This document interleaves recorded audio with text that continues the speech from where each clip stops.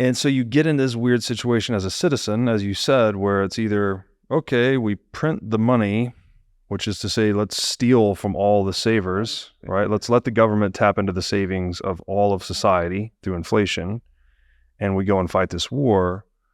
Or if we don't, then we risk being conquered by a nation that does. So all of a sudden, it seems like it degenerates humanity to kind of like the worst. We get defined by the worst in us when we have this option to print money.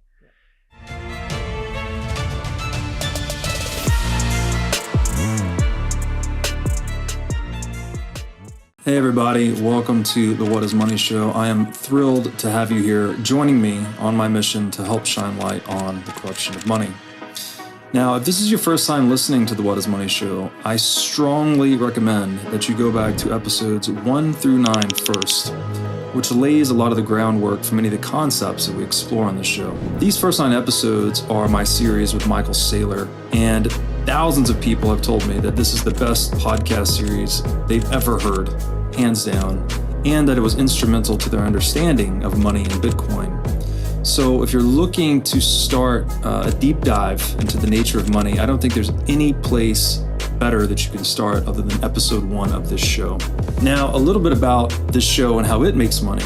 The What is Money Show is 100% sponsor based. So all of our revenues are derived from direct sponsorships. And I strive to be very selective about the sponsors that I work with, specifically only using sponsors that I use personally, and also choosing sponsors that have values which are well aligned to the values expressed on this show, such as freedom, education, self-sovereignty, etc. So what I'm going to do now is a few ad reads right at the top of the show, and then I'll do a few more ad reads in the middle. And I hope you'll take the time to listen to them, as again, these are hand-selected sponsors, and I think you'll like what they have to offer. Today's podcast is brought to you by In Wolf's Clothing. Wolf is the first startup accelerator dedicated exclusively to the Bitcoin Lightning Network. 4 times per year, Wolf brings teams from around the world to New York City to work with like-minded entrepreneurs, pushing the boundaries of what's possible with Bitcoin and Lightning. The program is designed to help early-stage companies achieve product-market fit, develop their brand, secure early-stage funding, and grow businesses that help fuel the global adoption of Bitcoin. So go to wolfnyc.com to learn more about the program or apply. Again, that's Wolf NYC, WOLFNYC.com. Alex Jeser, welcome to the What is Money Show. Thank you very much. Awesome to be here. So good to have you. Just by way of quick introduction, you are an economist by training. You're a technology entrepreneur. And what we're going to be talking about today is the book you have written, Monetary Anarchy, subtitle, The Separation of Money and State. So we were talking a little bit offline about how you discovered Bitcoin, how you had a traditional economic background. Seemed like it didn't make a lot of sense. And then finally you discovered real economics in the Austrian school. So could we just start with that, a little bit about your backstory and your journey into discovering Bitcoin? Sure. So I actually studied economics between 2011 and 2015. So this was after the financial crisis. You get in there, you get taught a lot. And every day I went home thinking, what the fuck did I just listen to? It doesn't make any sense to me. Why do all of these companies and banks need bailouts? Why are there no consequences? They need to suffer. Mm-hmm. And then in my last semester, I had one course about different schools of thought in economics. And we had one lecture about the Austrians. Mm. And then I was like, okay, now economics makes sense. But before that, I had a real struggle to understand. Then a couple of years went by. After uni, I actually started a company in online media. So worked a fair share on online.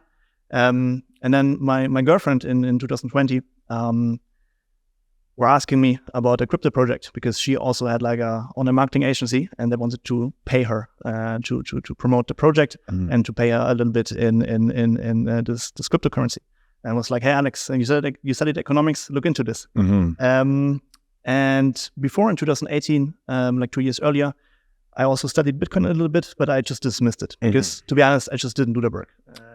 I was like reading a little bit about it, but as we all know, it needs a lot of time to get into it. It's not that you basically read one book, one article, and then you're like, oh, okay, Bitcoin makes sense. Dismissed it for 2 years. Then my girlfriend asked me to look into this thing and went the whole route, shitcoins, Ethereum. Then when you actually do the work, you get back to Bitcoin. And this book I've written now is like the combination of the past 3-4 years, reading, and more reading. All of the books I should have read during my economic studies, but were prohibited to read, or at least I couldn't discover them back then.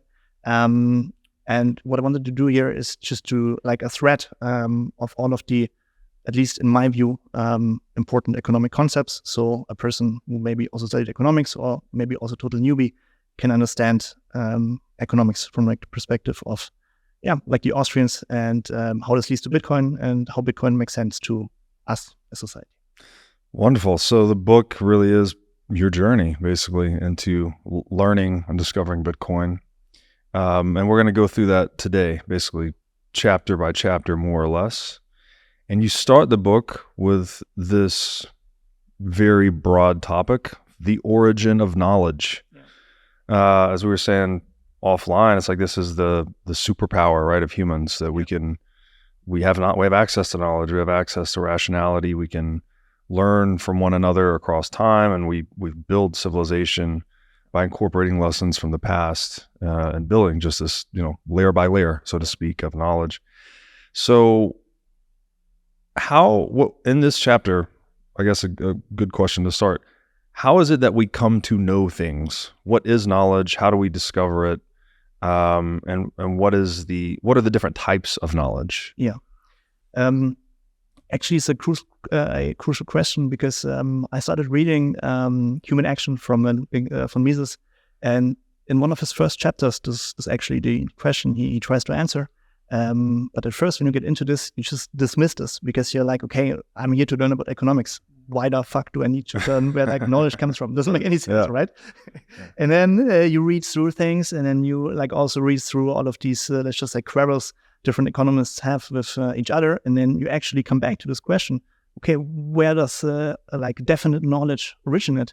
Because if everybody has a different definition of knowledge, it's very hard to come to a conclusion upon which everybody can agree, right? So knowledge can arrive from like two sources. One is like rationalism, so you can deduct knowledge from concepts like time, space. You have them like in yourself, and then you try to reason based on those let's just say intangible concepts. Or you can derive knowledge from observation. So this is like empiricism. I can observe something, and then I do an experiment, and if the experiment turns out well, okay, I can say this is true. So to give you like an example, mathematics would be like knowledge derived from logic. 2 + 2 = 4. Doesn't equal 5. You just know it. You cannot observe it, but you know it. Or like blue is a color. This is also knowledge by definition. Blue is a color. You don't have to observe it, but you have to observe the statement, all oceans are blue. Yes. Because there could be an ocean which is green, right? So to know this, that all oceans are blue, you have to actually observe it.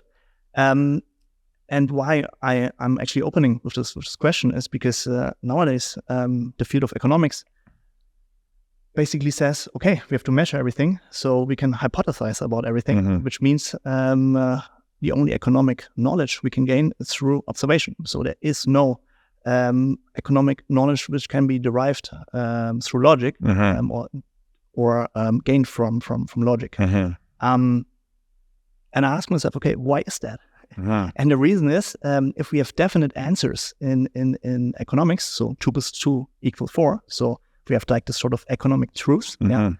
Politics cannot influence the truth because it's just the truth. We have to do it this way, right? And as soon as you introduce empiricism into decision making, you have the problem that if hypothesis 1 doesn't suit your worldview, you can just put another hypothesis. It's like, okay, the first thing we tried doesn't work. Okay, now we're just trying to do this, right?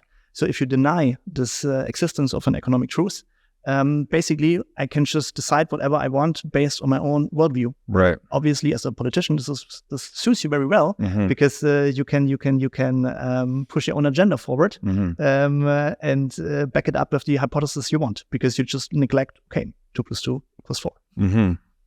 Yeah, it's an excellent point, and it's just, I don't know if it's that subtle of a distinction, but I don't think many people stop to think about it. Like, a lot of the modern world is captivated by empiricism, the scientific method.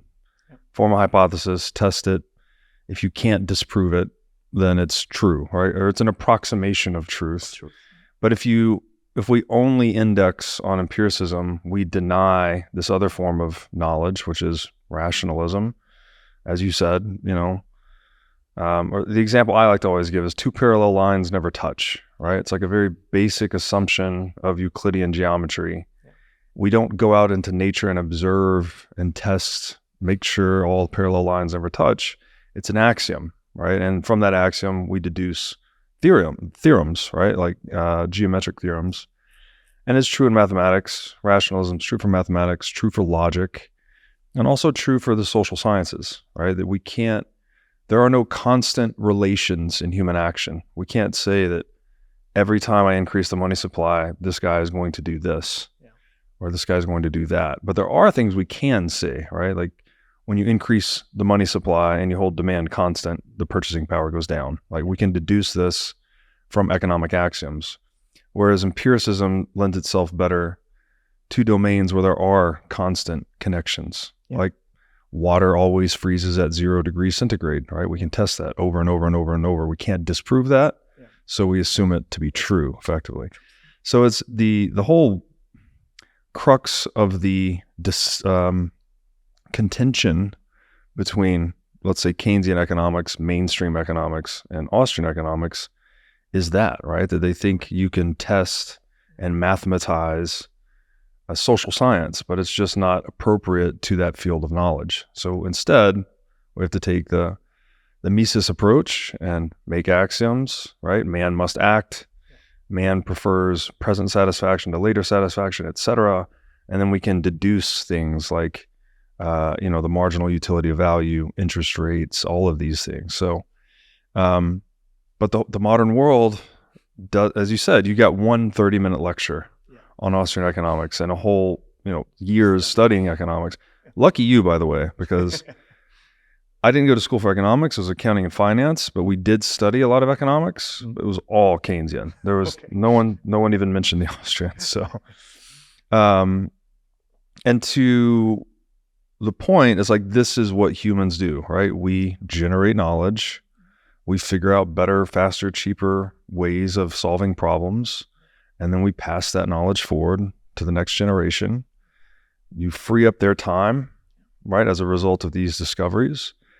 And then the next generation is free to go and solve higher order problems. And it's through that incremental layered approach that we actually build the civilization around us. So the next chapter in your book, and this is a very important part of economics, is money itself, right? So you titled this the ABC of money. Why do we need money? How does it serve this economic function of originating knowledge, gathering knowledge, and building civilization? Yeah. Let me answer the main question of the show. What is money? Please.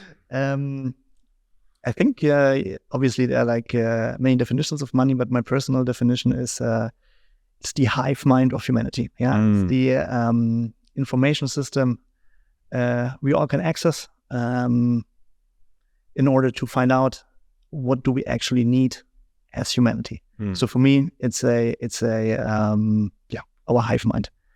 Why do we need money? Because there's an important economic concept called the division of labor.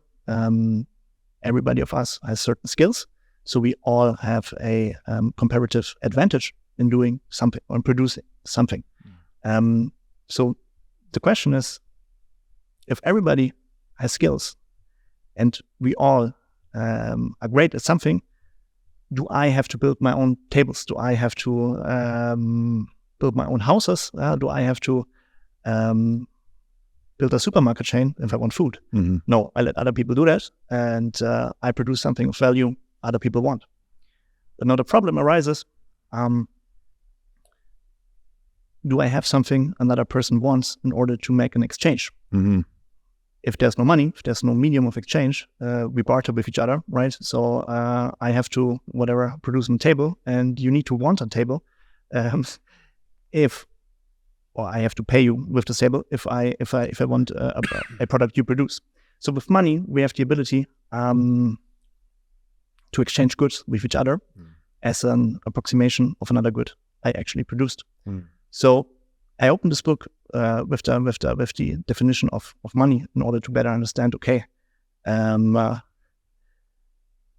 actually what's the original meaning of money, or why do we actually need it, and what is it nowadays? And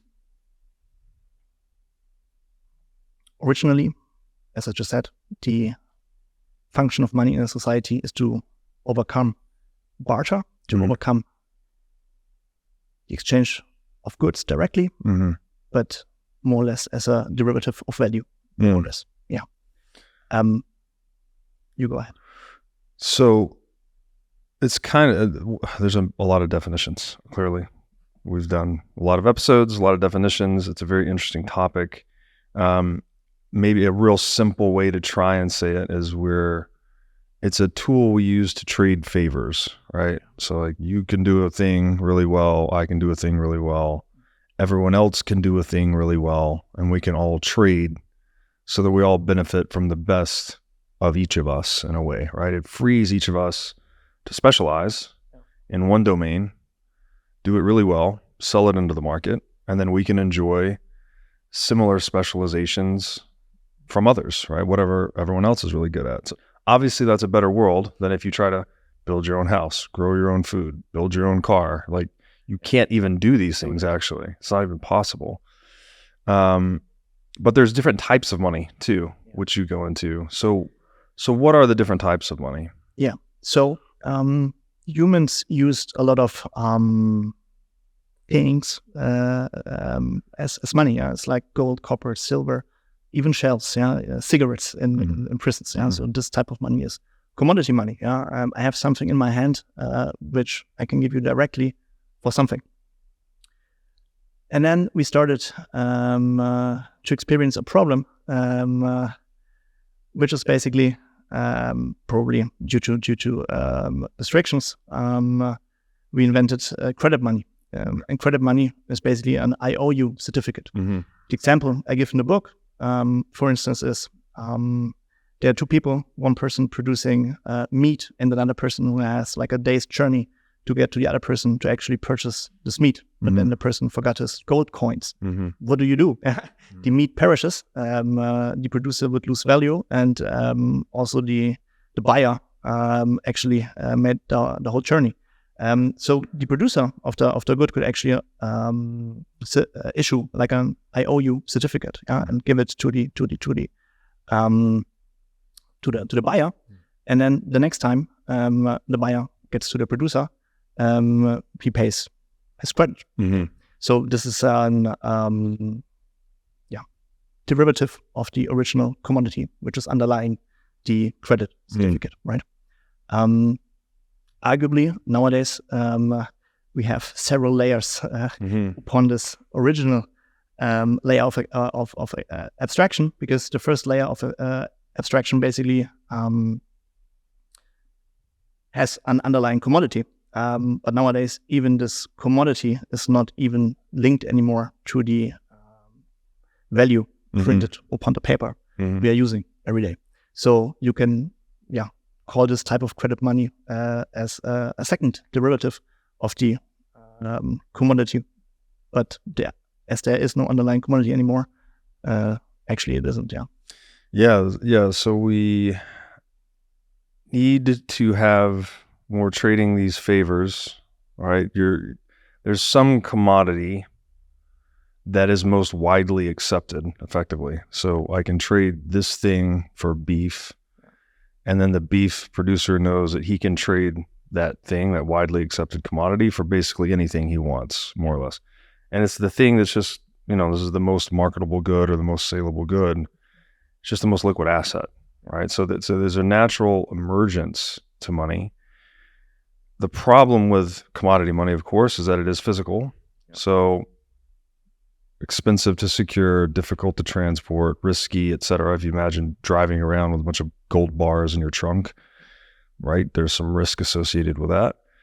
So what do? We innovate around it and we create these debt certificates or IOUs or currencies on top of the commodity money. So that gives us an ability to transact more quickly, more easily across space. But now you have to trust that the IOU is redeemable for the gold in this case.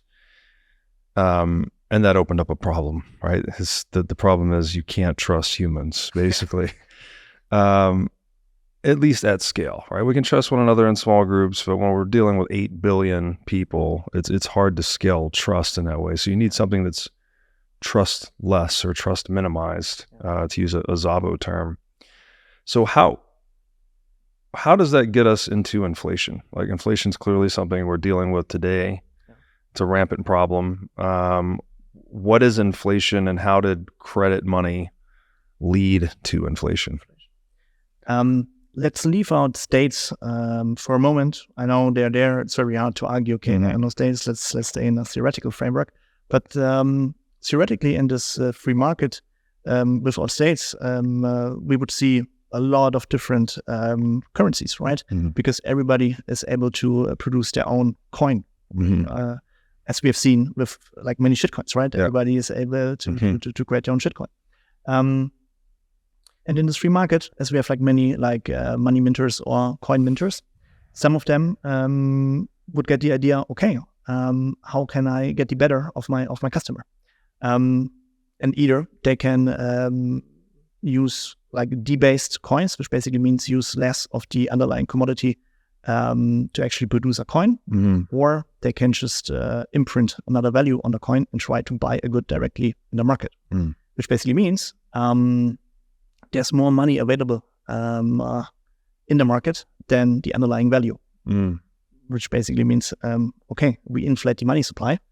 I think the Latin word is inflare, to blow something up.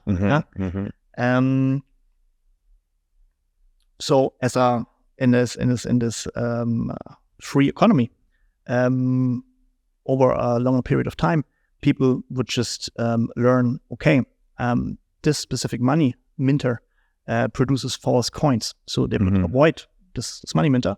The money minter would just go out of business, right? Because all of us would try to get money from a person who's trustworthy. So in this free market where inflation or the money production is not monopolized, yes, there would also be this problem of inflation, but it would be like locally. It would not be like on a macro level where everybody can get deceived from like a single entity. But there would be some busts. Some people would definitely lose their money or lose like value because they made a bad business trade with a rogue money minter. But the problem would not be global. It would just be like local and would just be part of our society. And over time, I think there would be healthy competition. However, like nefarious actors would get crowded out of the market. Yeah, a way that I've tried to frame this in my mind is, if we're in a world, as you mentioned with crypto, right? Crypto now, in this world, anyone can produce a new money, right? You can launch your own coin on the Ethereum blockchain in 15 minutes, try to sell it to the public. No problem. But in that world where anyone can produce money, it's almost intuitive that everyone ideally would prefer to use the money nobody can produce, because they can't be diluted, right? If someone can just produce new units of the thing, they can dilute whatever purchasing power you have stored in the thing. So the market would gravitate towards something that's difficult to produce, ideally impossible to produce, which is the case with Bitcoin, right? First fixed supply money we've ever had. Prior to Bitcoin, the best approximation we had of that was gold, right? It's the most most difficult commodity to produce. And so that's why gold was selected as free market money, right? It was the most inflation resistant commodity money available in the marketplace. So when we look at the monopolization of money, why is free market money outlawed, right? If this is just a tool people are selecting that fulfills their needs, just like any other tool that we choose to buy in the marketplace, why is it that free market money ends up getting outlawed? So in this free society, I think we get a little bit later to the point why actually states emerge, but let's already assume, okay, states are already there. As a state, I have two sources of revenue. Source number one is taxes, and source number two would actually be inflation. If the state inflates the money supply, the state is, through the Cantillon effect, is the first benefiter of this inflated money supply, because it can get things cheaper in the market than the actual value of the goods. So the goal of the state is then, okay, how can I be the only actor in our society who's able to benefit from inflation, which basically means, okay, how am I the only producer of the monetary supply? Because if I'm the only producer, then obviously I'm the only person who's capable to benefit from inflation at a large scale. But as I said before, in a free society, this would not happen because of the law of diminishing returns, which basically states, okay, I, as a money producer, have marginal costs, and if the marginal costs are greater than my benefit, I stop producing money. So the money supply would always be limited to the marginal costs. But if I'm the state, this law does not apply anymore because I have the monopoly on money production. And if I'm a monopoly, I can just produce money without restrictions. And what can I do now to actually get the inflation in power? They're basically doing three things. So as the state is like the lawmaker, the state can just introduce laws which basically force society to accept their inflated money or their inflated coin. There are more or less three laws they can pass in order to get this power. Number one would be the state is the only actor who's allowed to produce money. Number two would be the state is the only actor who's able to counterfeit money. And law number three is that the state makes the money legal tender, which basically means you have to accept the money I'm going to print. Because think about for a second what would happen if the money, if the state is the only actor who can produce money and who can counterfeit money, but you are not forced to accept it. Then you would still assess the coin they give you, and you're like, okay, this coin is debased. Okay, I'm using it in the market at face value or at full value. But if you see that the coin is not debased, then you would basically store this coin and either sell it like in a foreign market, because there you get like the full value of the coin, right? Or even more than the value if the coin is not fractionalized. This, I think, is called Gresham's law, right? That's right.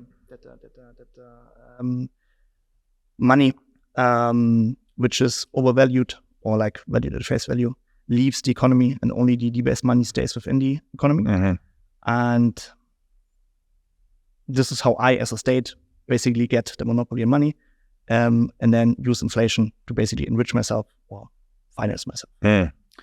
Yeah, so very important here, I think, is that it's counterfeiting, essentially, right? Even if it's legal, it's economically, there's no difference between counterfeiting and inflating a money supply. It's just whether or not the group that's doing it is legally authorized to do it. And the point on the marginal cost of reproduction is really important, I think, because that's what gold was, right? Like gold had a marginal cost to reproduce, so there's a difficulty necessary to produce it. This is what keeps producers honest in a way. They can't just arbitrarily expand the supply of gold because, well, it's costly to do so. But when we get into a state-based fiat currency, which is essentially a zero reserve currency, the marginal cost of reproduction is near zero. And so in the market for gold, the price of gold tends to track pretty well with the marginal cost of production or reproduction because there's an incentive, right? If the market price is even 1 penny above the cost of production, there's an incentive for producers to produce and sell it and keep the profit. So if you apply that logic to fiat, where there's a zero or near zero cost of reproduction, it becomes kind of intuitive that in the long run, fiat currency tends towards zero purchasing power, right? And hyperinflation typically.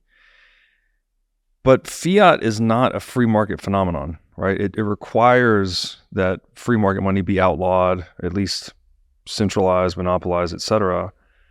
And there's kind of a bridge, if you will, from free market full reserve gold standard to this zero reserve fiat standard. And that bridge or that process is called fractional reserve banking, right? You go from full reserve, you fractionalize all the way down, and eventually we tend to end up on a zero reserve. So what is fractional reserve banking, and how does that come to exist inside of a state-based economy? Yeah. So at the state, I'm not operating this inflationary scheme on my own. I'm actually having a collision with banks. Mm-hmm. So first of all, maybe what are banks and why do we need them? In this free society we talked about before, where money gets minted through individual producers. We are all running around with gold coins, right? But if everybody is running around with gold coins, this is like a dangerous world because I can apply violence to you and just steal your gold coins. Mm-hmm. So the market needs a place where we can store all of this gold in order to be protected. So the first banks then emerged as some sort of money warehouses, where you would actually store your gold. And then you get a certificate, which basically says, okay, you have stored 10 kilograms of gold in my warehouse, and now you can run around and trade these certificates with each other as a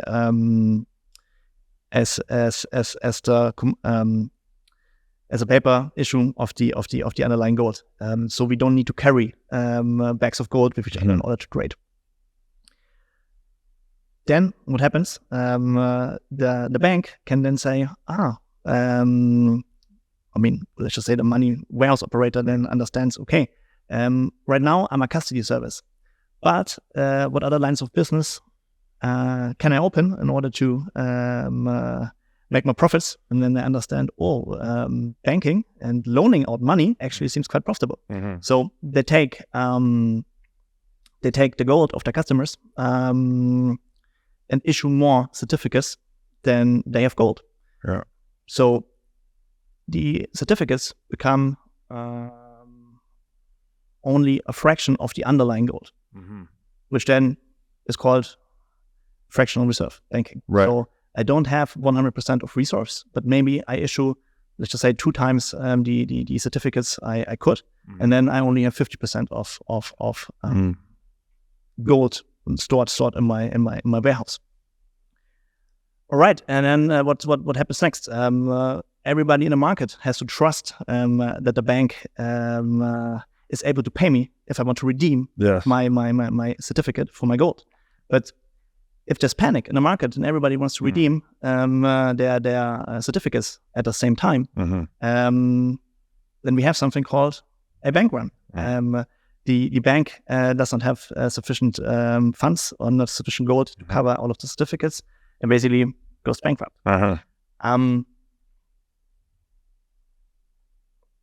In a free market world, people would learn, okay, I cannot trust this bank anymore. The next time I have to store money, I use another bank. Unfortunately, we are living not in this world anymore. And in this free world, where like a lot of banks, the state basically picks one bank and says, okay, now I'm going to work with you, because if you are not able to cover redeemed certificates, we basically allow you to suspend payments. This basically means that the state introduces a law which allows the bank to tell people, okay, today we are closed, you're not able to redeem your certificates. Mm-hmm. And this is how the state can introduce another law and work with the bank together to outlaw the free money market. This one bank, which they pick, nowadays called the central bank. So they're working together. So for me, I just have to laugh like really hard when I read in the news that whatever the Fed or the ECB is not influenced by any political party. Because for me, this is just like the biggest farce in history. So they're working with each other in order to uphold this charade of or this disguise of how the system really works. And the central bank now works with commercial banks in order to form the financial system. This basically means that the government with the central bank together decide, okay, how much money should be supplied in the economy, and then it's the money flows through the commercial banks into the economy. So this is fractional bank in a nutshell. Yes. So we put all of the free market money in a warehouse. The warehouse issues warehouse receipts or redemption certificates for that money.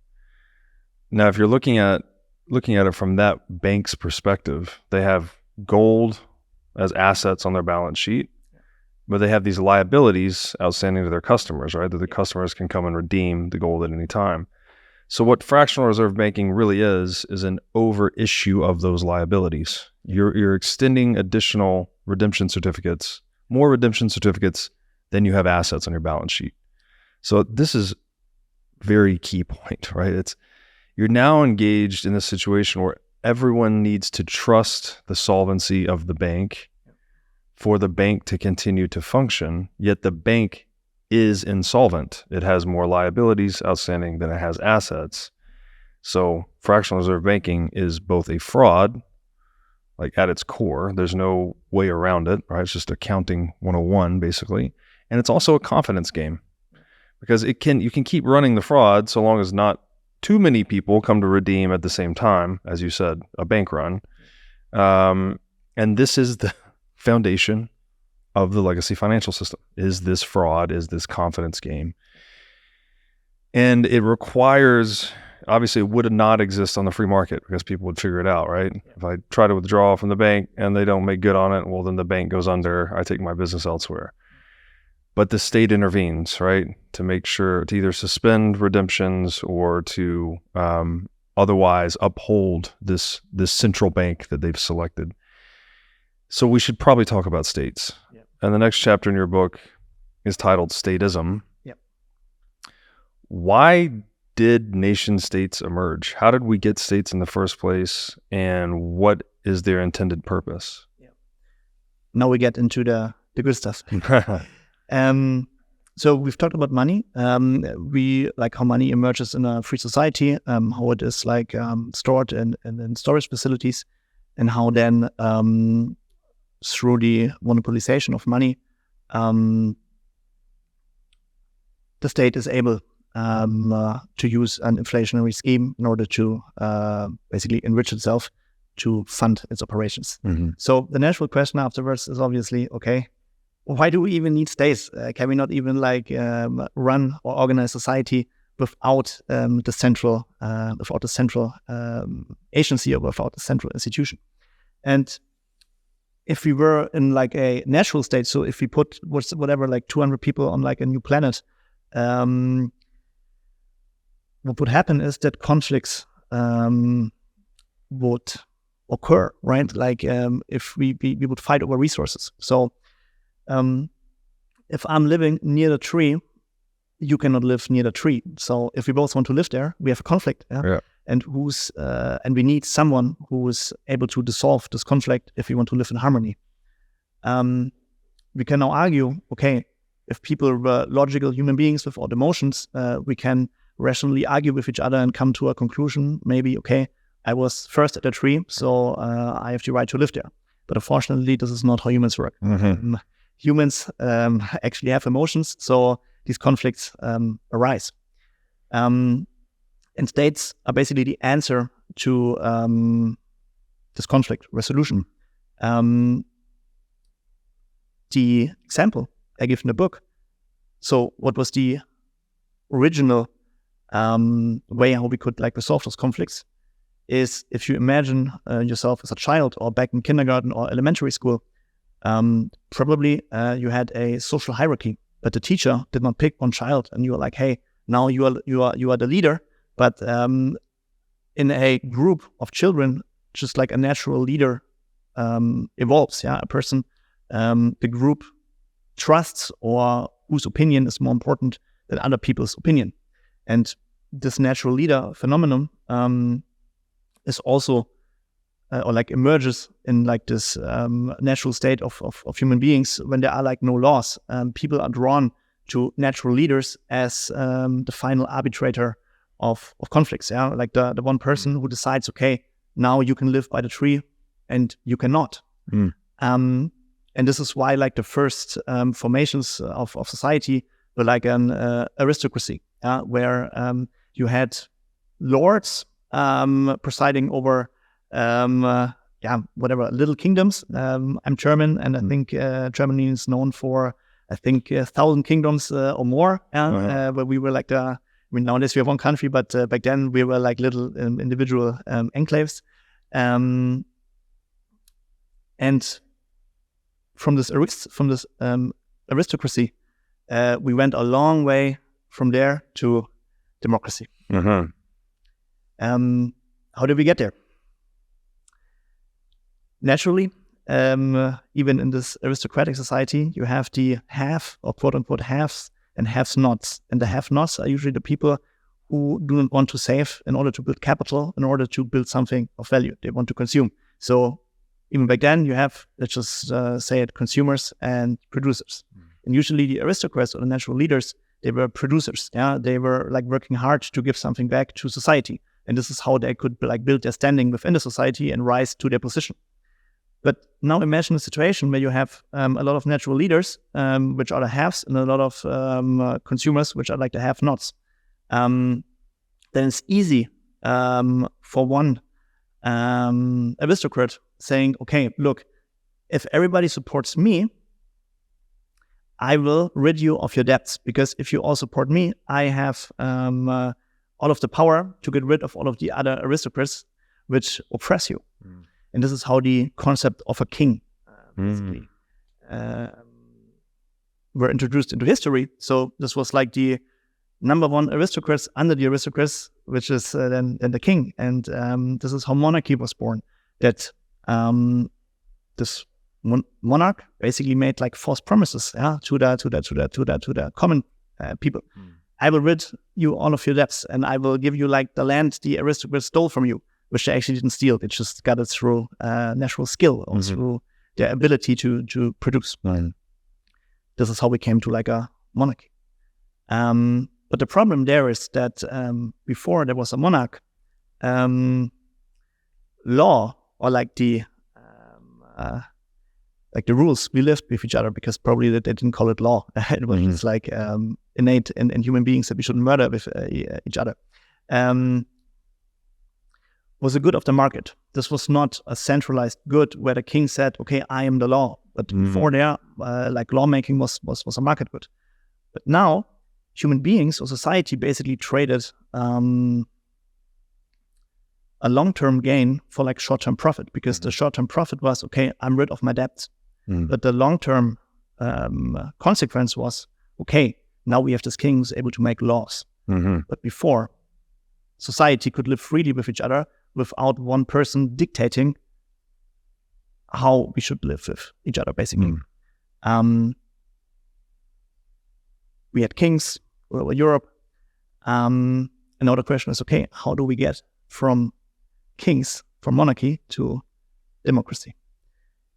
Kings had a problem. Okay, now I'm the king of the commoners, but what's happening to all of the aristocrats? Because the aristocrats still had a lot of social standing within the society. So he basically appointed them to their courts to basically, okay, you can live under my wings, you can still live comfortably. However, I have to take away all of your assets. However, you will still have a good life. So the aristocrats had to comply, because otherwise, as the king had like the monopoly on violence, they would have just faced death. So what do? Okay, I support the king. And then the king basically also hired, let's just say, artists, who created propaganda for him. They like wrote books. They wrote theater stories explaining how the world was before the ascent of the king. And obviously, they portrayed it as like a chaotic world where without a king, we would all be at each other's throats. And now I'm the king. I'm the savior of all of you. But the problem was with these artists, or let's call them intellectuals, over time, they realized, there's this one person with all of this power. And as everybody has a lot of envy in us, we would love to see one person fall. So we all get something from that. So the intellectuals of the king, who should actually support him in his ascent or in his like centralization power, basically turned against him and told the commoners, if we actually get rid of the king, all of us could have the benefits the king has, right? The commoner would be in power. If only you commoners would support us to kill the king or to overthrow him. And again, people traded short-term gains, which is whatever and they got promised, for a long-term consequence, because at least the king protected his kingdom. So he made decisions, which is basically like, okay, maybe I put like debt on my balance sheet, or maybe I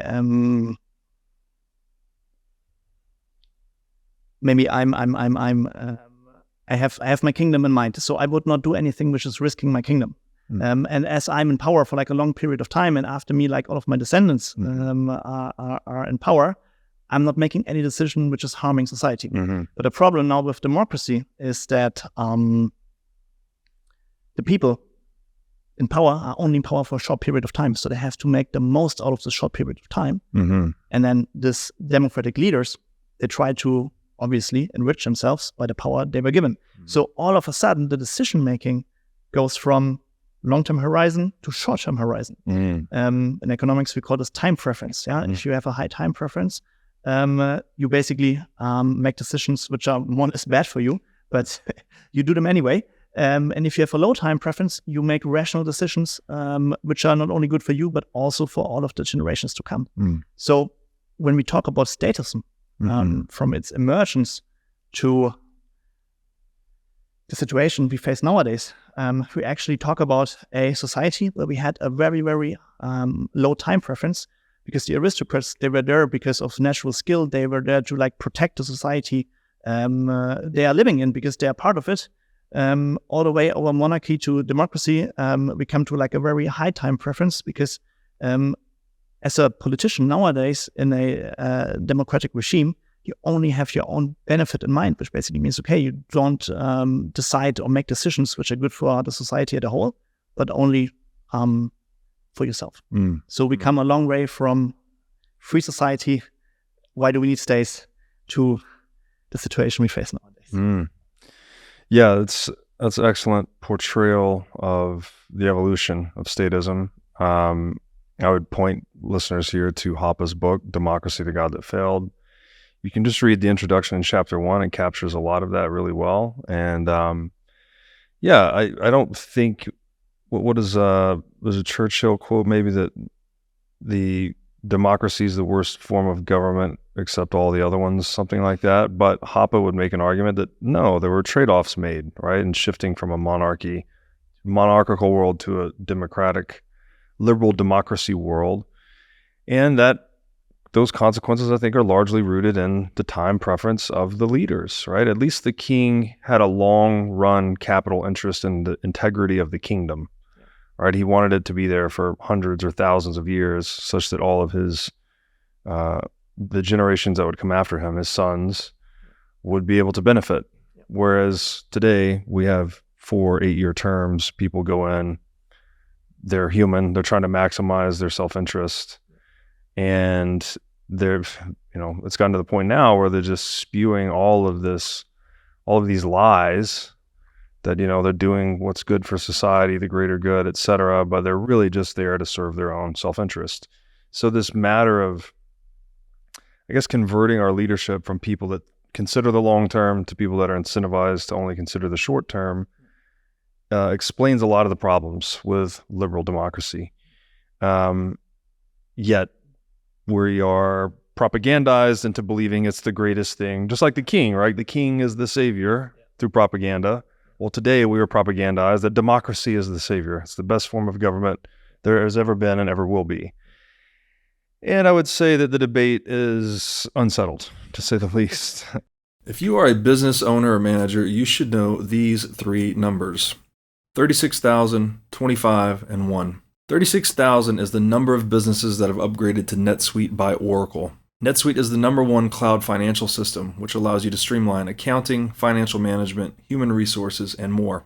NetSuite turns 25 years old this year. That's 25 years of helping businesses do more with less, close their books in days rather than weeks, and to drive down cost. And finally, 1, because your business is one of a kind. So with NetSuite, you get a customized solution for all your key performance indicators in one efficient system with one source of truth. NetSuite is everything you need all in one place. Right now, you can download NetSuite's popular KPI checklist designed to give you consistently excellent performance absolutely free at netsuite.com/whatismoney. That's netsuite.com/whatismoney to get your free KPI checklist. Again, netsuite.com/whatismoney. Now I'd like to tell you about our sponsor, iCoin Technology. iCoin has just released a sleek new hardware wallet. It looks like a mini iPhone, a little touch screen and camera on it. The device has no Wi-Fi, no cellular connection, no GPS. It's a strictly physically cold hardware wallet. Like I said, it's got a high-res 3-inch touchscreen. It's got a camera for air gapping the wallet. It's got optional Bluetooth compatibility. And it's really a brand new UI, UX experience for a hardware wallet, making it very accessible, easy to use, not intimidating. And as we always talk about on this show, the only way you can truly own your Bitcoin is by having it in self-custody. So you need a device like iCoin Wallet to truly own your Bitcoin. Go to iCointechnology.com today and use promo code Bitcoin23 for 30% off of this new sleek hardware wallet. Why do states thrive on war? We sit here today on perhaps, God forbid, the cusp of World War III. The world's degenerating into war. What is it about warfare that is so beneficial to the state? Yeah. So the book is titled Monetary Anarchy, right? And most people have a really bad connotation of anarchy because they imagine, this is a world in chaos and we will kill each other. The problem is actually this is the world we live in, because all of the states to each other, they are in anarchy, right? Right. Because we do not have a world government which basically decides, okay, this is how we allocate resources. But we have, with the US, with China, with Russia, we have different powers who try to overcome each other in order to be this world leader. Mm-hmm. So if you are a proponent of democracy and of statism, which is totally fine, but then you're just like, listen to too much propaganda, like ask yourself one question: why is there not a single state? Why are there several states? So the answer to this is there is no reason for that. So the natural path democracy or statism puts us on is the path of war. So states try to overtake each other in order to be this supreme power which resides over Earth. Even if you are a state which has no incentive or no or doesn't actually want to be involved in this power struggle, you still have to grow for defense reasons. So you have to actually accumulate more and more assets in order to protect yourself of other hostile states. So you're actually forced to take part in those quote unquote Hunger Games until one state emerges as a leader on the top. So states are actually incentivized to go to war with each other.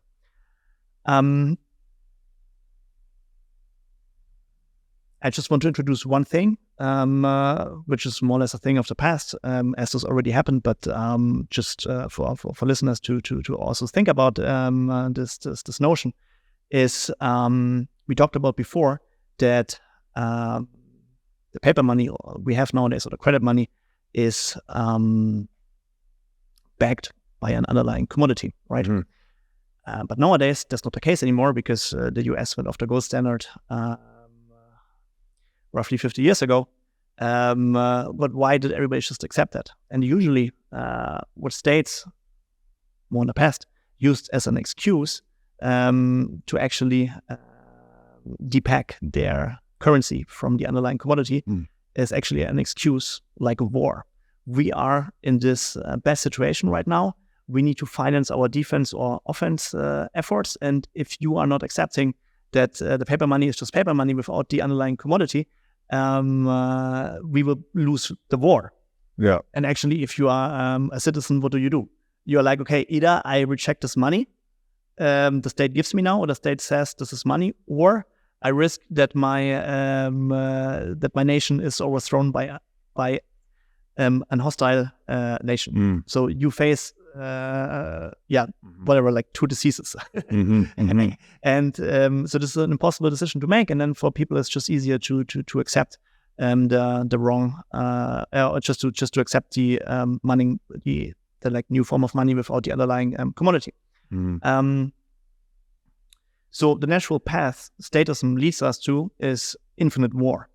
The only thing which currently prevents us from that, let's just say, final war is actually atomic bombs, because with the discovery of the atomic bomb, we are in sort of like a deadlock where even smaller countries can destroy or make at least a lot of damage in bigger countries. Without this discovery, to be honest, I think in the past 50 years, we would have even seen more and more wars. It's only because we can actually kill each other with the click of a button that we're not doing it anymore. Yeah, it's a strange game theoretic dilemma, right? When you have fiat currency mixed in with this interstate anarchy, right? All states competing amongst themselves to try and be the top state, right? And we've had these, right? We've had superpowers over time, right? It was the Netherlands for a while, Great Britain, now it's the US, we'll call them global superpowers. Even then, the war doesn't stop, right? They just become the imperialists. So they go around the world invading countries, taking their resources, as we're doing in the Middle East today, as Great Britain had done in India and other places before, and et cetera. And so you get in this weird situation as a citizen, as you said, where it's either, okay, we print the money, which is to say, let's steal from all the savers, right? Let's let the government tap into the savings of all of society through inflation, and we go and fight this war. Or if we don't, then we risk being conquered by a nation that does. So all of a sudden, it seems like it degenerates humanity to kind of like the worst. We get defined by the worst in us when we have this option to print money. And it's hard to overstate how negative that is, right? It's like if we had recourse to some form of money that we couldn't counterfeit at will to expand the state's war chest beyond its own balance sheet, right? It goes from the balance sheet of the state to wage war. But when they start to print money, they expand their balance sheet to all of society, all of the capital, all of the savings that society has, because they can confiscate it through inflating the currency. So what is that? It's like throwing gas on the fire of the warring tendencies between states. It's a really bad dynamic, and I think mostly rooted in fiat, essentially. So, okay, this almost makes anarchy sound bad. Anarchy, as you said, has a lot of negative connotations in the minds of most people. I often like to share the root word or the derivation of anarchy, right? It means anarchon, so no ruler, right? No ruler. Let's not say no leader, no ruler. No one's oppressing you, telling you what to do. It does not mean no rules, right? Rules can still be consensually adopted among market actors. Like we can have red lights and stop signs and, all the things that we're accustomed to, contract law, et cetera. Yeah. You don't need an oppressive ruler to do that. So the traditional conception of anarchy is tragically flawed. The next chapter of your book is titled Anarchy. So what is anarchy? How is it based on morals, and how is it based on markets? Yeah. When I first get into like reading about all of these things in Rothbard, Hoppe, and so on, before that, when you told me the word anarchy, I thought of like the Antifa and left-wing terrorists. Yeah, of course. My connotation of anarchy. I was just like, okay, man, I was so wrong. Another word, or as you already defined it, as like no ruler. To be honest, personally, actually, you can just put in the word freedom in there. Right. The freedom to act, the freedom to do whatever you want. Yeah. So I want to separate anarchy in two buckets. Bucket number one is market anarchy. Yeah. So a market without any interference, without any regulation, without anybody who's telling the market actors what to do. Mm-hmm. Then you maybe have political anarchy, and political anarchy basically means there is no centralized government which tells society what to do. Uh-huh. So to split these two parts, I think it's important for understanding that we not like mix everything together, because I think most people, at least in the Western hemisphere, would actually vote for economic anarchy or like market anarchy, that our markets are not centrally planned like in communism, but there is competition and enterprises are fighting with each other for market share. But most people in the Western Hemisphere would actually be against political anarchy, which basically means not having a government, right? Mm-hmm. But I want to just give you a different view, that maybe even political anarchy could be overcome, that we could live in a society without a central government. And now keep in mind the very important, the important distinction we made at the beginning between knowledge derived from logic and knowledge derived from observation, because it's very easy to say, okay, we haven't observed only like very little societies without a government, and that's the reason why it will never work. But let's just get theoretical for a moment and think through this. So earlier, I mentioned this society on this different planet, and we decide now, okay, how do we live with each other? And we have these natural leaders. So we can either build a society based on private property rights, which basically means if I'm the owner of something, it's not possible for you to be also the owner of something. So the conflict we could have could never even arise, because we both accept my property is my property, your property is your property. And we live under a principle which is called non-aggression principle. So as we both come to the conclusion, okay, this is your bottle of water, then I quickly realize, okay, I'm not allowed to drink from it without asking you. If everybody would accept the simple notion, we would not need any government, because no conflicts would arise in such a society. So we could build a society without a government based on the non-aggression principle, based on morals.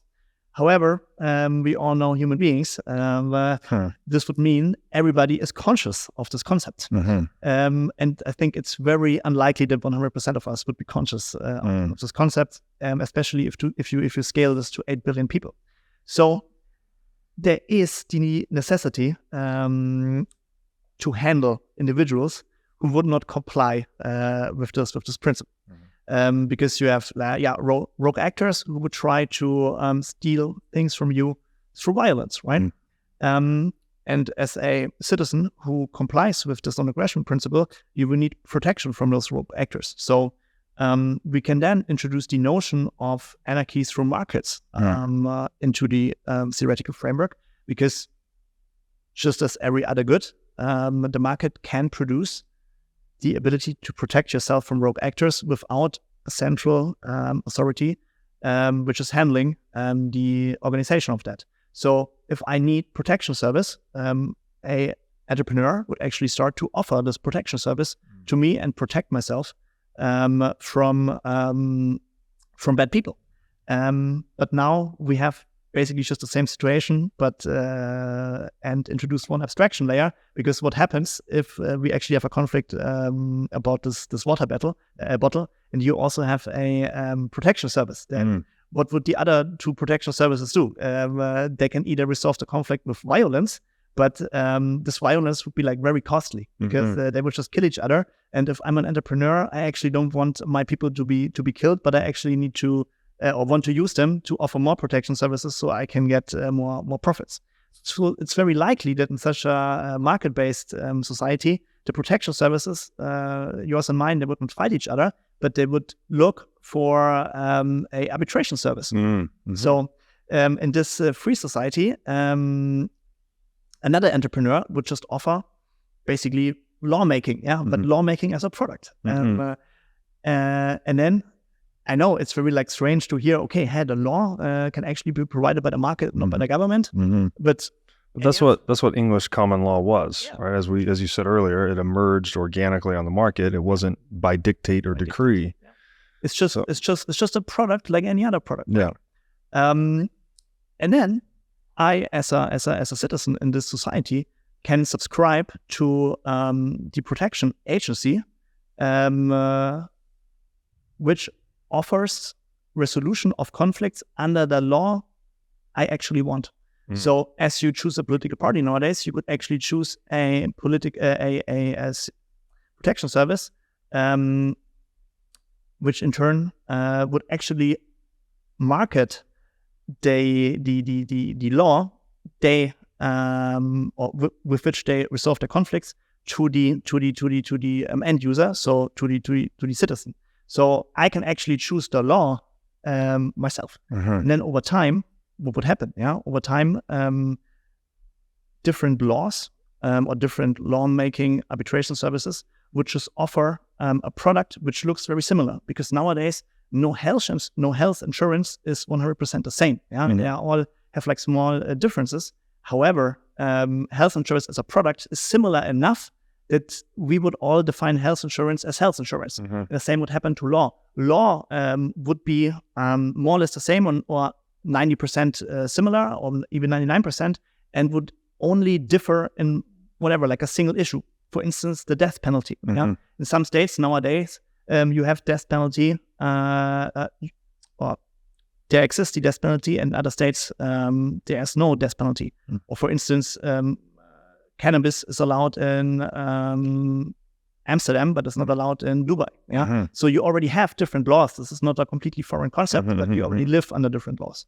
And to make this a little bit more practical, maybe that's a horrible example, but let's just say the legalization of like even harder drugs.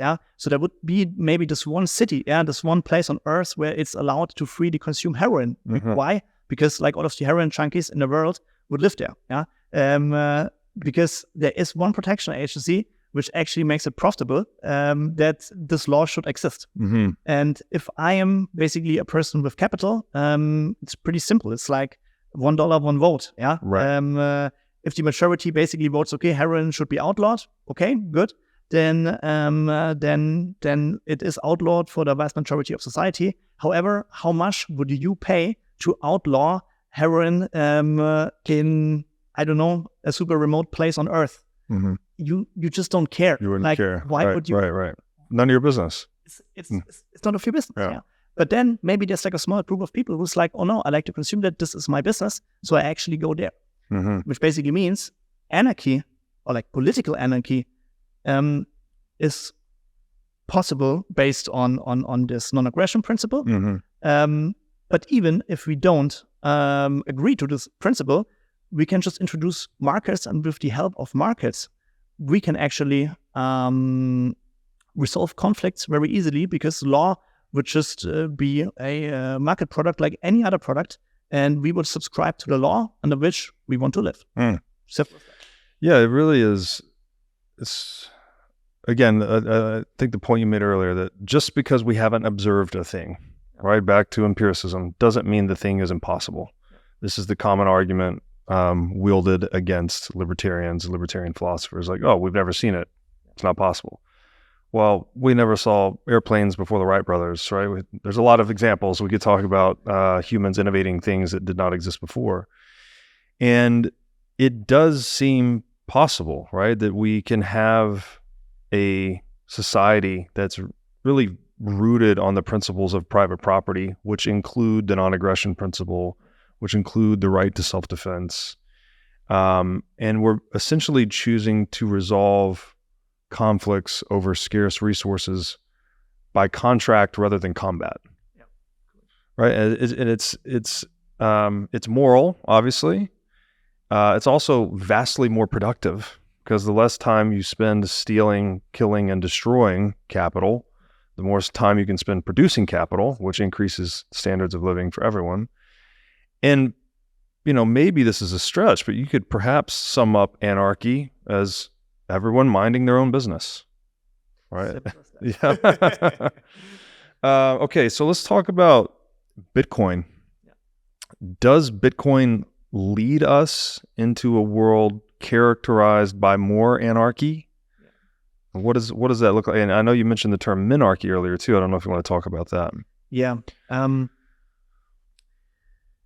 So having established that we do not necessarily need a central authority to coordinate each other, I come back to my own definition of money, which is the, let's just say, hive mind of humanity, or like this coordination mechanism. The one thing we need to produce and to live with each other without violence, we need this coordination system, which is not coerced, which is not corrupted by states. We need the single source of truth where everybody can rely on, because if I cannot trust the information, I cannot act. And if I'm not able to act, what do I do?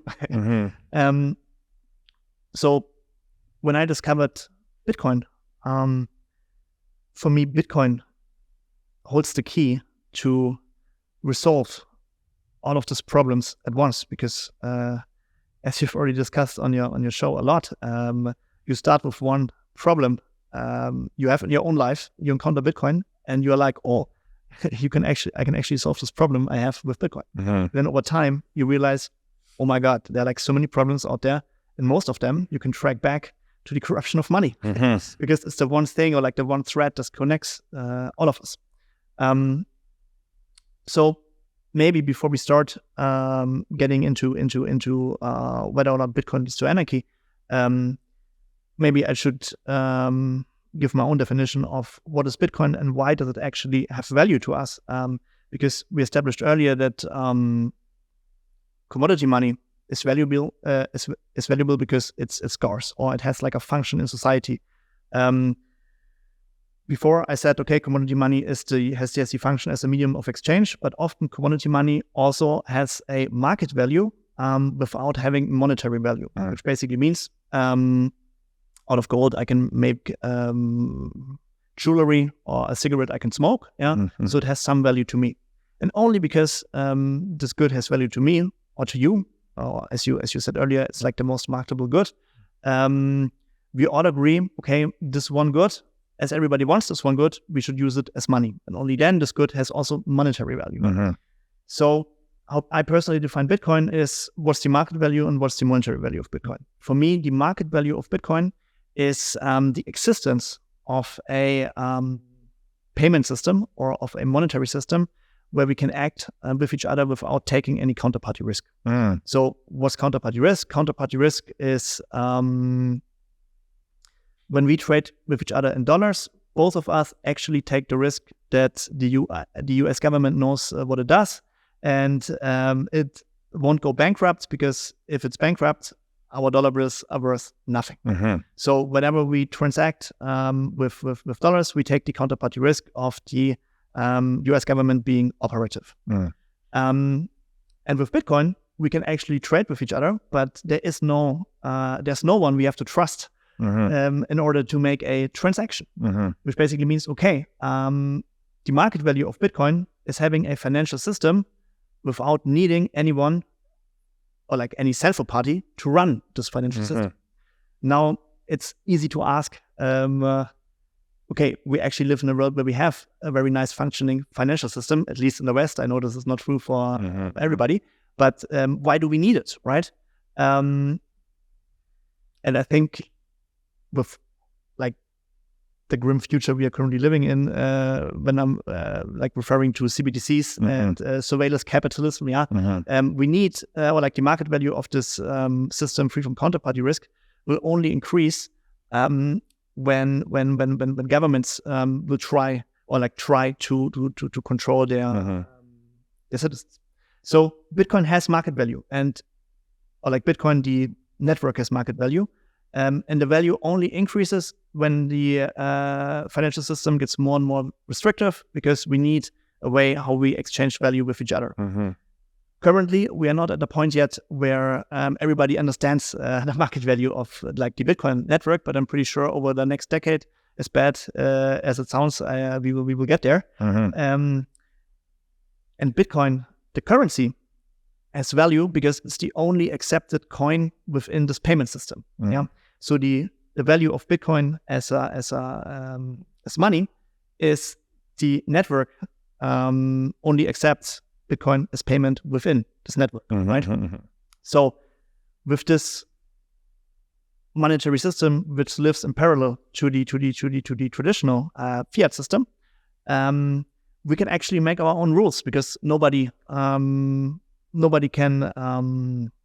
tell us what to do. So in theory, we could like rebuild society based on this new system where we can transact with each other without having anybody interfering in our actions.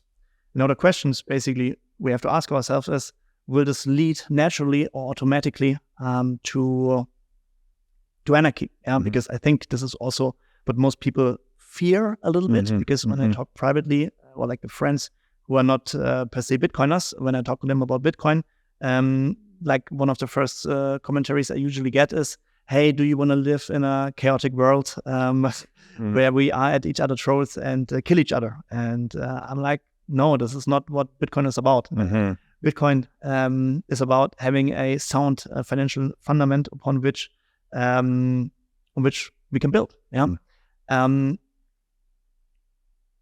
Now, getting to Minarchy, the term Minarchy, or the definition of it, is basically the minimal state.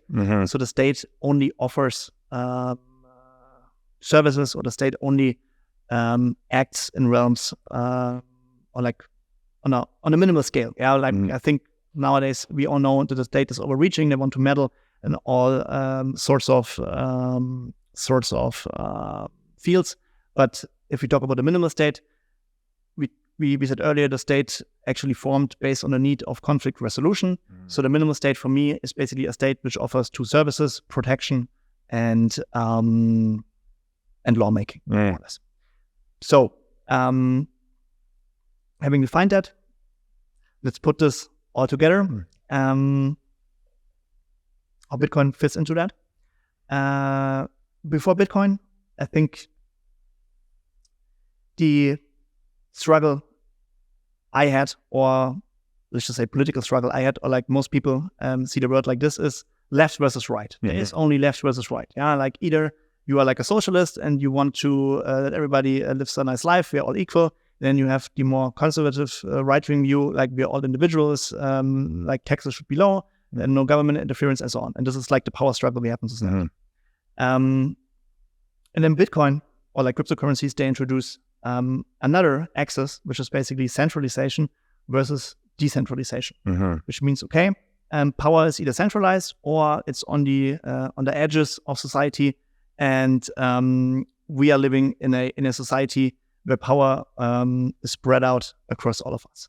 So you get this beautiful graph, and I think over history we moved around between left and right, we moved around between centralized power and decentralized power, and we lived under different political systems.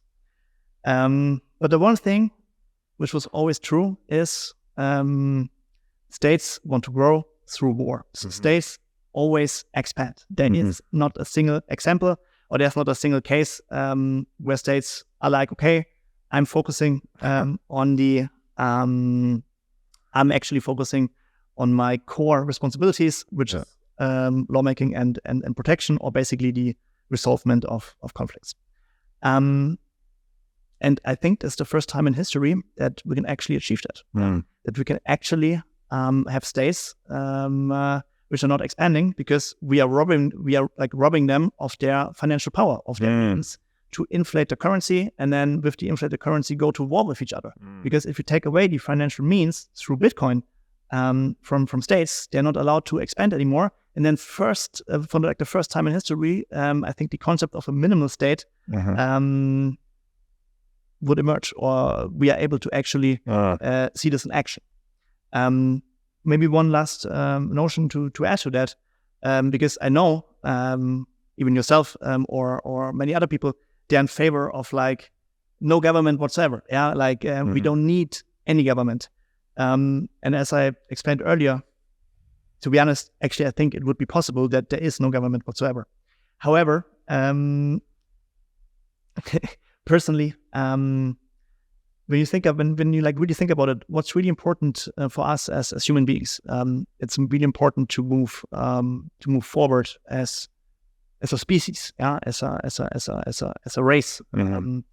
And what moves us forward is innovation, is scientific discoveries. So I think the goal for us as a society should be a society where we enable innovators to just do their thing, to move forward as humanity. And personally, I believe, let's see whether I'm right or wrong, but I believe it's better to centralize arbitration and protection, because it's our first need we have as humans. We need to feel safe in order to produce.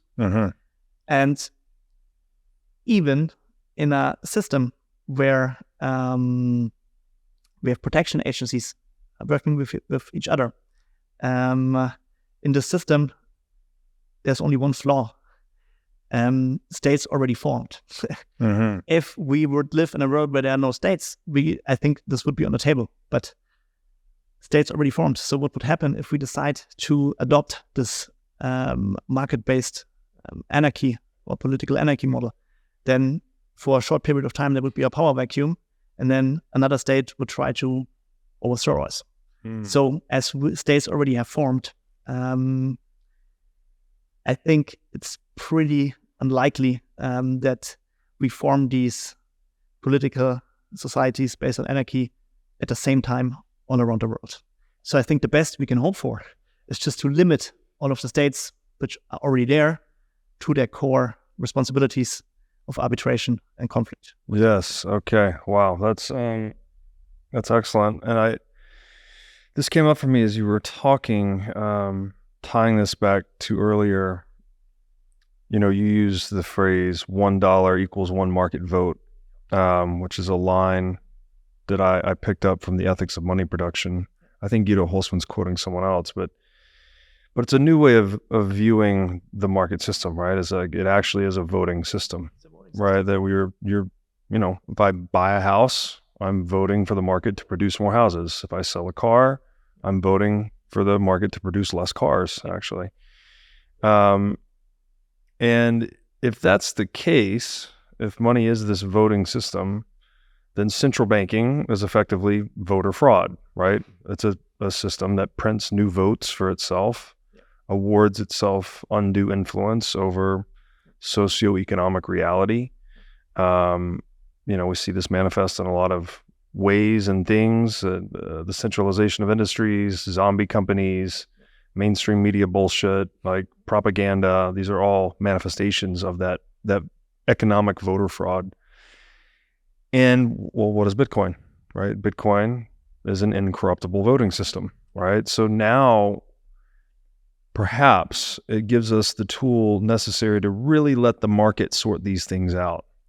Rather than the state installing a central bank, giving itself the power of economic voter fraud on a Bitcoin standard, no one gets the power of voter fraud. We have a true democracy, right? To use that term, like people are an economic democracy, let's say, to distinguish it from a political democracy, that market actors are actually deciding what works best, right? What formation of governance, what products, what services, obviously. And that world looks a lot different than the world we're in today. And I think it's a good point too on, anarchy versus minarchy. And this is kind of a gray area, right? Because even in where you said we centralize arbitration and protection, I mean, I guess maybe there's a ruler in there for the protection piece, like the guy that's the most prominent specialist in violence is probably like kind of like an aristocrat again, something like that. So maybe that's more minarchy, less anarchy, but everything else would be anarchical, right? Like no rulers in any other domain except maybe this one. I don't know. It's really confusing for me on that point. But the point that Bitcoin does take away inflation as a revenue generator for the state is pretty obvious. So not only are you getting this kind of purification of the economic voting system, you're also cutting state revenues in half, if not more, depending on the state and the time and the place and all that. But, the faster we're printing money, the more inflation is the preponderance of state revenues. So obviously when you take that away, that business, you remove half a business's revenue, what happens to the business? Well, the business shrinks by half, right? And I do think, we kind of use these terms state and government interchangeably, but there's a subtle difference, right? Like the state is this, what Rothbard says, the social apparatus of coercion, compulsion, and violence. Government can be consensual, right? It's like just when we agree, hey, when we put up this red octagonal sign that says stop, everyone agrees to stop, okay? Right? Like you can have consensual governance without a state. So I do believe we can get to a world of no states, maybe with that little exception about centralized protection, which I'm not sure about. Let me actually clarify that. To be honest, I actually think that the end state is, the end stadium is certainly no states, but I think we have to we have to take one step in between. So that's what I was going to say. Is like I believe in no states, but we still need government of some kind, some governmental structure.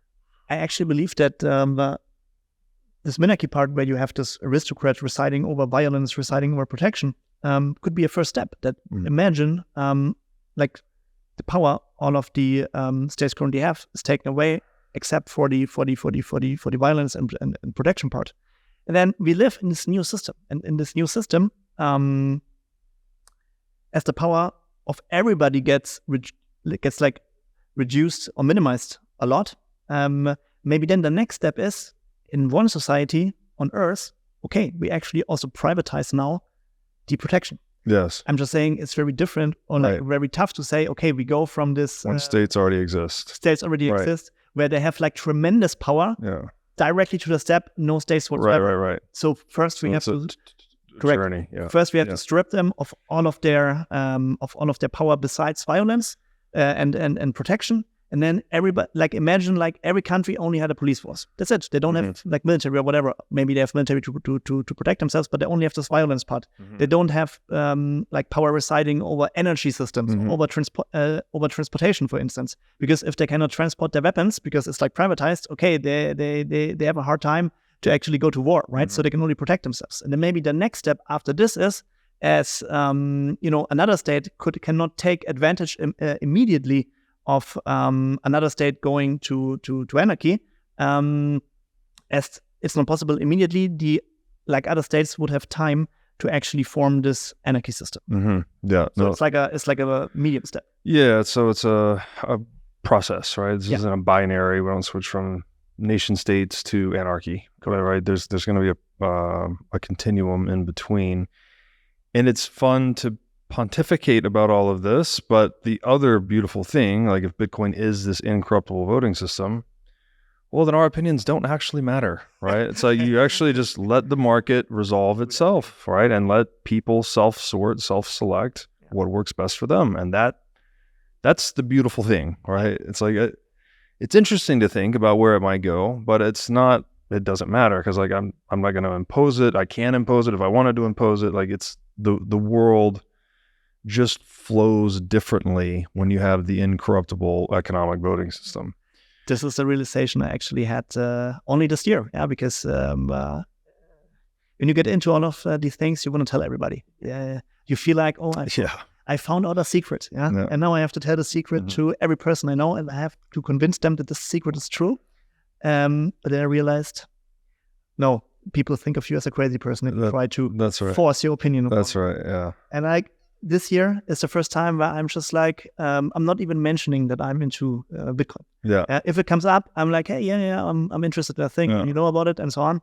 But what you just said, like, it just doesn't matter. But the beautiful part is, over the past 4 years, I see the world moving in the right direction. Yes. And this is beautiful. Yeah, I think we can try to support this movement or like to speed it up a little bit, but only a little bit. This is also why I actually wrote this book, because I just want to do my part. Yeah, like in 40 years when I'm old and I'm hopefully having grandchildren, I just want to tell them, look, this was my contribution to this beautiful thing called Bitcoin. And I think you do much greater work than I am. It's very important, yeah. But at the end of the day, as you said, people have to find out themselves. Well, spoken like a true humble Bitcoiner. One of my highest health priorities is keeping my brain in top shape. To take care of my brain power, I do many things, such as striving to read, write, exercise, and meditate daily. One of the latest tools in my brain power toolkit is MindLab Pro. MindLab Pro is a nootropic supplement that is scientifically proven to enhance your brain power.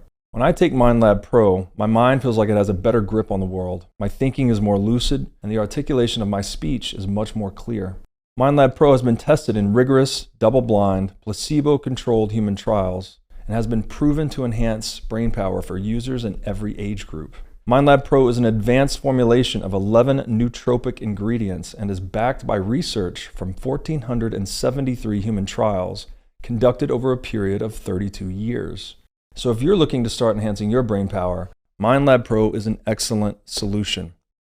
Go to mindlabpro.com/breedlove to start enhancing your brain power today.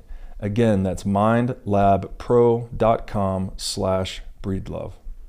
Now I'd like to tell you about our sponsor, CrowdHealth. CrowdHealth is a Bitcoin-enabled alternative to legacy health insurance. Now let's face it, legacy health insurance is an absolute scam. Nobody can explain this better than the legendary comedian Chris Rock. Insurance. You got to have some insurance.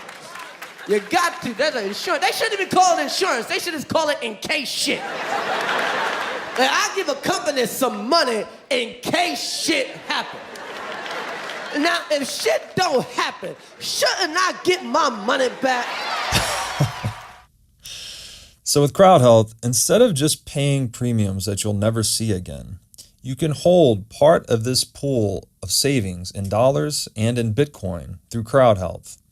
And when you have a health event, you can draw against this pool of communal savings. So go to joincrowdhealth.com/breedlove to learn more or sign up. Now I'd like to tell you about our sponsor, Wasabi Wallet. With Wasabi Wallet, you can receive, send, and store Bitcoin privately. In Wasabi Wallet, your transaction history and wallet balance are completely hidden. Wasabi Wallet is easy to use, all of its privacy features are built in by default, and it works with any amount of Bitcoin. Wasabi users can make CoinJoin transactions together with BTC Pay server users or Trezor Suite users. For BTC Pay server users, they can make payments directly inside of a CoinJoin, and for Trezor Suite users, you can make CoinJoins directly on a hardware wallet. These features result in fee savings and security improvements for both sets of users. So go to wasabiwallet.io today to download the state-of-the-art Bitcoin privacy wallet. Okay, then Bitcoin is fundamentally disruptive to statism, right? Or at least starts to shrink it, transform it, something like that. Well, then that begs the natural question, can the state stop Bitcoin? If it's an existential threat, what can the state do, if anything, to stop Bitcoin? So I think you have different attack vectors, right? So there's a technical attack vector, a political attack vector, and a financial attack vector. Mm-hmm. Let's maybe start with the technical one. I have to admit, I'm an economist and I'm a business person, so please do not expect me to explain any complex technology topics. Mm-hmm.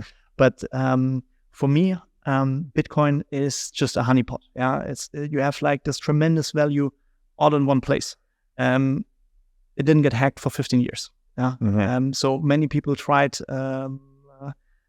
to get or to take advantage, but they couldn't. So if Bitcoin got hacked, maybe in the future you have whatever an artificial intelligence system, or you have like a quantum computer which can corrupt Bitcoin. But this is just something we don't know. Yeah. The only thing we know is it hasn't been corrupted for 15 years. And just to add to that, it's the biggest honeypot in human history, right? This thing's storing, I don't know, $500 billion worth of purchasing power right now, and no one can crack it.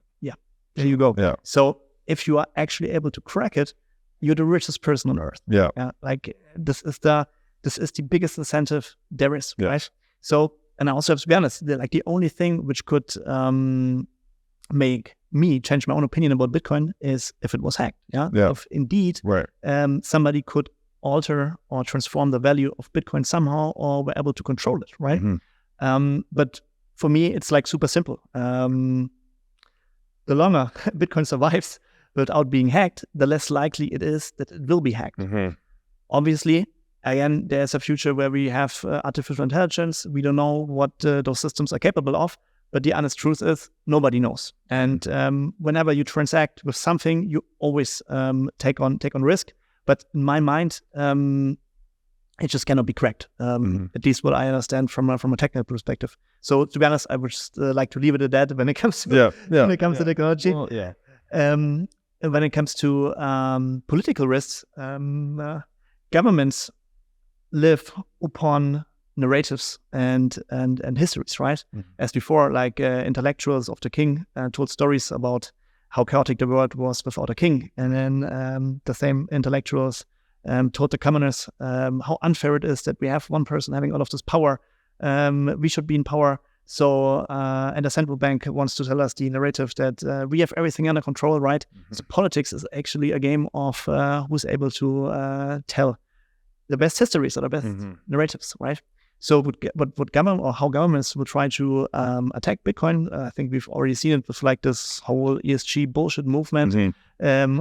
Bitcoin is so bad for the climate and Mhm. it needs so much electricity and so on and so on. When it's just the opposite of the truth, because Bitcoin incentivizes cheap renewable energy, right? Mhm. So it's just a blunt lie. Yeah. But it's just a tool they have in their toolbox, which is histories and propaganda and narratives. So they try really, really hard to paint Bitcoin as this bad thing. And if you are supporting Bitcoin, if you're trading in Bitcoin, you are a terrorist, you are a child abuser, you are against the state, you are against safety and whatsoever. So for me, it's just that I'm always telling or like I'm answering questions friends may have. Hey, Alex, what do you think about this ESG thing in Bitcoin? It's just like, look, awesome that you can paraphrase a newspaper. Like, I love it. Right. Just do me one Yeah. favor. Just look up a single piece of data Right. and then just form your own opinion. That's it. Just don't be a mouthpiece. The skill set of a parrot, right? Just repeating what they heard. Yeah. Correct. It's like awesome what you can do. I love the parroting skills, but it's just so easy to dismantle whatever the like governments say about Bitcoin, because it's just utter bullshit. Yeah. And I read through so many arguments, and I'm still like, I mean, I'm not a person who's like, hey, I have the only opinion which counts. But if you can give me a really, really good counter argument, I will definitely check it out. But I haven't seen anything. I say this all the time, that there's two things that make me extremely bullish on Bitcoin. And one is the quality of people that are in the space. It's like the most intelligent people in the world from all different walks of life, all arriving at the same conclusion. Everyone taking different intellectual journeys and paths to get here, but all arriving at Bitcoin. And then two is the fact that there are I have not found any intelligent counter arguments. There's no case that actually makes rational sense that how Bitcoin is going to be stopped. And so it's that makes you bullish, right? When you can't figure out how to turn the thing off or stop it, and it's this disruptive, then I don't know what else to be other than a proponent. And I think a lot of us Bitcoiners have part or maybe even significant part of your own net worth in the thing. So you can maybe even argue, okay, you have to argue for it because you have to because you have your own net worth in Bitcoin. But the it's a circular argument, right? Because there you go. The reason my net worth ended up in it because I couldn't get a crowbar under the argument to figure out how it doesn't work. Yes, just so correct. Therefore, and actually before I got into it, I tried to find a million reasons why it's stupid because you go against everybody, right? So you actually try to find a reason why will the thing fail, right? You go through everything. You go through history, through economics, through technology, and in the end, you're just left with one conclusion. Fuck. There is it's Bitcoin. It's Bitcoin, man. It's going up forever, Laura. There you go. But funnily, I think one attack vector on Bitcoin from governments is it will not prevent Bitcoin, but it can at least delay Bitcoin, is if they would show financial restraint. If they would actually restrict themselves of saying, okay, we actually have to make rational economic choices. We cannot meddle in transport, healthcare, war, social reforms, and 10 other things at the same time. If they would actually force themselves to make choices, then the need of society of a sound economic system would be less obvious. Yes. So that's another way of, I think, saying going back to a gold standard or a sound money standard, because the only way you're going to get states to make choices is if you get them to weigh opportunity cost, and you only get them to weigh opportunity cost if there are costs to their decisions, which there are not when you're printing money. So if they're on a sound money standard, then they might start to actually evaluate opportunity cost and reduce demand for Bitcoin. I think that's viable. So this is the only thing where I see, okay, you can at least delay it. But it's not possible to prevent it. But the sad truth is that they will not even be able to delay it because politicians are not in the game of restricting themselves. That's right. They're in the game of getting reelected. Of expanding. Right. They're in the game of selling promises that are paid for by the money printer, and in the game of enriching themselves while they are in office. Correct. So back to the original point of these super short time horizons or very high time preferences, that sort of prevents any collective rational movement back to a sound money standard. At least in most, I don't know, maybe we'll see it in some state. Maybe Russia or China will try to go back to a gold standard. It's possible, but it seems unlikely. Okay. Final chapter of the book is the title of the book, Monetary Anarchy. And I think what we're saying here is monetary anarchy is essentially the separation of money and state, right? Which is what Bitcoin is purported to be. And you told me this offline, that this is shifting us from like a debt-based economy to an equity-based economy. So what does monetary anarchy look like in practice? In comparison to nowadays, first and foremost, it will look like a lot of pain because the patient is quite sick. In order to get better, we have to go through a painful journey of bankruptcies. Debt has to be deleveraged, get rid of, and this only happens if all of the zombie companies out there will die. Before there is the rebirth of like a new system, of like a new society, the current state of economics has to die, and death is never beautiful. So going from this debt-based economy to equity-based economy basically means there are no more bailouts, because as there is no central authority which is in charge of the monetary supply, there is no one who can bail you out if you take bad financial decisions. If a bank takes on too much risk, this institution will go bankrupt. There is no one who's able to provide them a lifeline.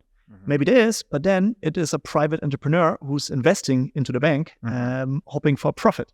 So this is a decision which will be made out of a financial incentives and not out of a societal viewpoint. So before we get to this, all of the slack we have in the current system, all of the things which go wrong, all of the things which are not right, will create a lot of financial distress, and this financial distress will lead to a lot of bankruptcies, and those bankruptcies will lead to a lot of human pain, human suffering. Yes. But then it will be, but then it's very important to note that this human suffering stems from fiat. It doesn't stem from Bitcoin. It's not. Bitcoin is just. Right. Bitcoin is just This is the purging of the poison kind of thing. Yes. Yeah. Correct. So I'm really hoping that when we reach this point, that people will not take the easy route and basically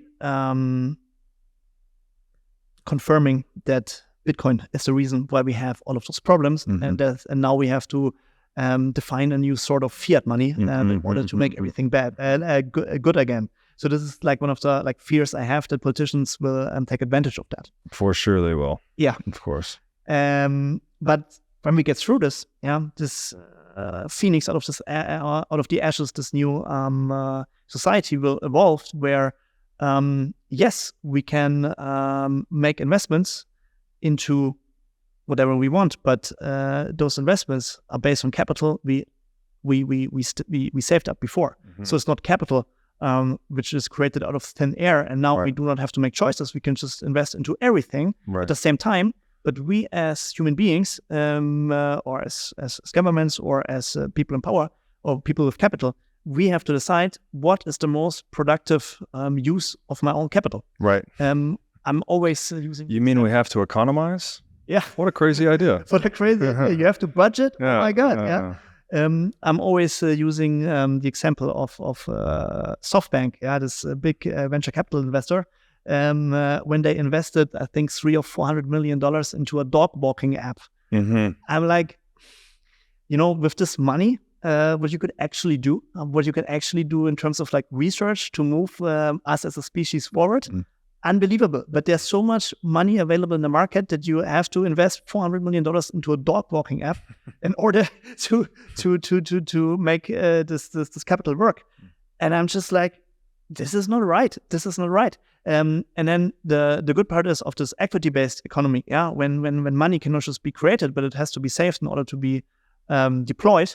We really focus as humanity what's actually important to us. What does us move forward, and not all of these nonsense business models, all of this nonsense we don't even need. Apps about X which are not important to us, and so the shift will first cause a lot of distress, a lot of harm, before it gets better. And then does that lead us into a world where we gather knowledge more effectively and more efficiently, and which is another way of asking, does monetary anarchy advance civilization?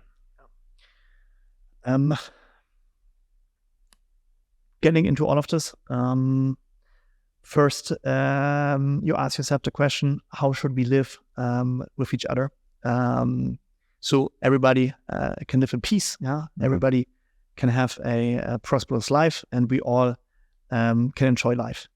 This was at least my starting point. And then when reading a lot of books, my starting point shifted a lot, because you realize, oh shit, I wanted to live in peace with each other. I wanted that everybody lives in peace with each other. But the reality is that nature is never at peace. Nature is always a struggle, and struggles with itself to so only the fittest survive. So nature is always evolving, and if humans want to live in peace with each other, we're not evolving, because if we live in a system which is basically risk-free, or where we try to get rid of risk, then yes, maybe we live in this communist hippie society where everybody is at peace with each other, but we are not advancing as human beings. And as we said before, the purpose of being human is to gather and collect knowledge upon which future generations can build to move us forward as a species. And as Bitcoin is forcing us to make choices in this equity-based system, we will focus on the things that move us forward. Because the final struggle we have is the struggle against nature. It's not it's not the struggle we have among us, because when we talk about left-wing versus right-wing political perspective, when we talk about centralization versus decentralization, at the end of the day, what we are talking about is which human beings rule other human beings. But it's a struggle among ourselves. It's not a struggle against nature. But we are always claiming that human beings are the apex predator of history, and this is why we are on top of the food chain. But it's not true. We are only the second in the food chain. The apex predator is nature, because nature got the better of every species there is. So it's our goal to trick nature, because the truth is we are living, or like the universe already exists for like billions of years, and when you look at the whole of humanity, it's a blip of time, and in this blip of time, we were able to trick nature. But the truth is that for nature, this is only a blip of time. It's not. It's not the whole timeline. So, what Bitcoin will lead us to is this system where, on the margins, some people might live in distress, but as a species, we are able to bring out the best of us. We are able to bring out the best ideas. We're able to bring out the ideas which moves civilization forward and gets rid of all of the slack, which is actually not necessary, and all of the grift and all of the coercion, corruption. Everything will go away, and we will focus on producing knowledge, producing information, producing goods, techniques, technology, which is able to protect us against the whims of nature. Because at the end of the day, like, I know it sounds weird to say this in 2023, but time is running out. Yeah, there will be a time when the sun explodes. I know we have many million years until this point, but we are still on a timeline. Yeah. And the goal must be to move us forward, acknowledging, yes, there will be risks. Yes, there will be financial distress. Yes, not everybody can live in peace and harmony. However, we together as a species are able to move or to win, hopefully, the struggle against nature. Yeah, it's wonderfully said. It reminds me of the quote, if you want to go fast, go alone. If you want to go far, go together. So if we want to go far as a species, we need to learn to work together rather than having all this infighting. And Bitcoin seems like a giant leap in that direction. Alex, man, one heck of a conversation. The book, again, is Monetary Anarchy, The Separation of Money and State. We'll link to it in the show notes. Where can people find you on the internet? First about the book, I made it available for free on the domain monetarianarchy.com. As I said, I have a software company, so I'm not doing this for financial gain. It's more like I just want to do my part. Yeah. If you want to read it as ebook or the paperback version, you can also buy it on Amazon. Just search there for Monetary Anarchy. I'm on Twitter, Alex J. Jeser. However, I'm not like super active, but you can definitely DM me there. And yeah, love to get to know, hopefully, some of your listeners, and happy to answer any questions they might have. Awesome, man. Thank you for doing this. Thank you.